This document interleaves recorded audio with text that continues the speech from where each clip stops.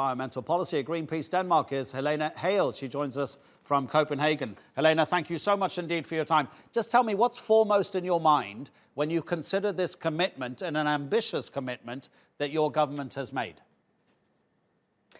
Well, the thing is that Denmark is actually the first relatively big oil producer in the world to say we need to put an end date to oil and gas production.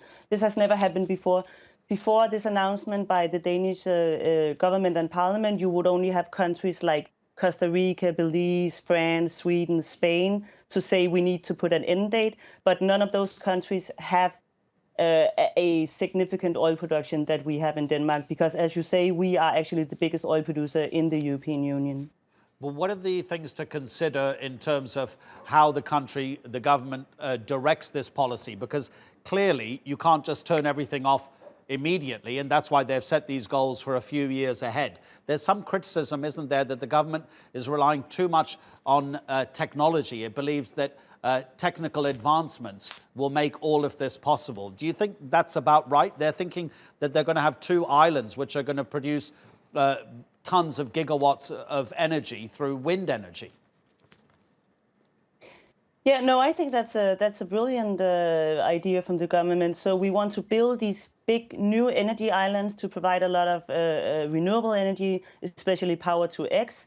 And then at the same time, we say we're going to phase out oil production. But as you say, the government has announced this will happen in 30 years. From our perspective, we say this should happen within the next 10 to 20 years maximum. So this end date is actually a bit too late if Denmark was to follow the climate science and the Paris Agreement. But as you say, we're not going to stop production tomorrow. We're going to phase it out slowly. From our perspective, maybe a bit too slowly, but it's not like it's going too rapidly at all. Quite the contrary, you could say. Then we have, so we set this end date, and we also said there will be no more big license round in the North Sea. Normally, you would have these big license round where oil companies apply to produce and extract within every second year. But now we say, okay, this regime we have to end, and if oil companies want to produce more, they can apply in these more mini rounds, we call them. So nothing will be phased out tomorrow. This is going to happen gradually while we at the same time expand our renewable energy quite a lot.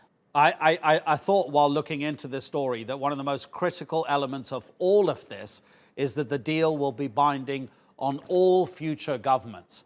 I mean, that's clearly the way to go, because we know that political parties have different ideas, and when one wins, replacing another one, things can change. But this is so important, and Denmark may be setting an international standard here to say that with this policy, every single government that comes afterwards will have to stick to it. Yeah, that is what the political agreement says, and actually the huge win is that almost the entire parliament backs this agreement. Normally, you would only have, like a year and a half ago, you would only have two of the Green parties in parliament that say that we have to phase out production. So it's quite important that you have the entire parliament, except for one party, that backs this decision, so we don't have another government in a couple of years that will backtrack on this. But at the same time, it's important to remember that this is only a political agreement. We can make another political agreement in a couple of years where we put this phase out date forward, because 2050 is still way too late. It has to happen by 2040 at the latest. Helene, thank you so much indeed. Helene Hagel from Greenpeace Denmark.